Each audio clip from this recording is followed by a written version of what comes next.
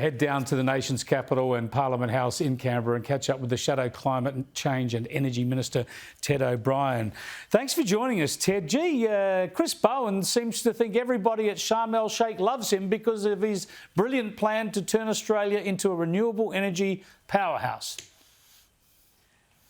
Chris, great to be with you again. Look, I look across Australia and households are in a world of pain, businesses are on their knees, and that's because of power prices. But the Energy Minister has been overseas celebrating with an act of bank cheque diplomacy, signing Australia up to things that he doesn't even know how much might cost. And I'm just bewildered as to why he's doing so. And I can tell you the households I've been speaking to back in my own electorate, as well as a few businesses already this week, are just shaking their heads, wondering why on earth he's not dealing with the energy crisis here at home.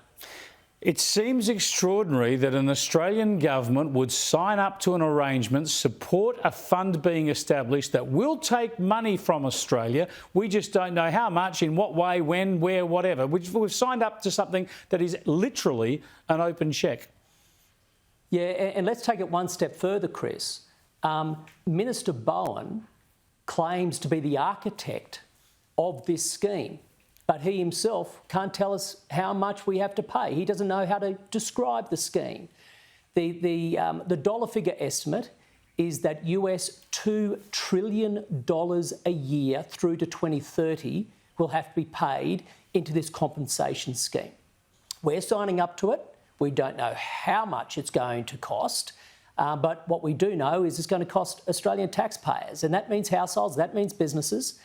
The very households and businesses that right now are crying because of their power bills have been signed up to sign off on God knows how much money through to 2030. And that'll go to countries like China, by the way, the second biggest economy in the world, the biggest emitter in the world, as a potential recipient of this loss and damage fund. It's quite extraordinary. It is extraordinary. I want to show a clip of Chris Bowen from Egypt because it highlights the point that, in my view, we're seeing increasingly in this space, and that is government people with serious responsibility, i.e. a federal minister, they're starting to look and sound more like activists. You can't pick their rhetoric apart from that of the most radical climate activists. Here's Chris Bowen.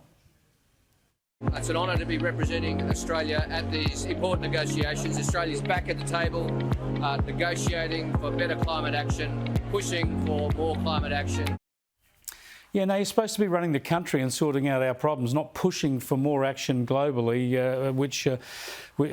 signing up to this fund, which is open-ended. I want to come back to China because your party, the opposition today in question time, attacked the government for signing up to a fund where we would be sending money to China, this global superpower with a space program, massive defence expansion program. We'd be giving them money. They're building coal-fired power stations. We'd be giving them money. And Bowen's answer was instructive because he says we don't like this and we think we should negotiate this around. We're going to have a discussion around this. So at this point in time, he still doesn't know which countries will be donor nations and which countries will receive the money. At this point in time, it's still absolutely possible we could be paying money to China. And Chris Bowen is celebrating it. I mean, how extraordinary. I've done a lot of negotiation in my life before politics. That was a lot of my job. I tell you what, if I ever had a Chris Bowen across the negotiation table, I would be so excited to have somebody who is so totally clueless. He doesn't know where the money's going. He doesn't know how much Australia has to pay. He doesn't know if it's going to the People's Republic of China, but we're signing up to it. Has he got a solution to energy crisis? Has he got a solution to gas prices? Is he going to help households? Is he going to help businesses? Well, no, but I'm signing up to a new international pledge. Yay is me, and there's nothing in it for Australia. It's extraordinary. He claims to be a negotiator. He walks out of there with everyone slapping him on the back saying he did a good job signing up to fund them, and he thinks he's pulled off a great negotiation. Just extraordinary. This is worthy of Seinfeld more so than the Yes Minister. Thanks for joining us, Ted. Appreciate your time. Thanks very much, Chris. All the best.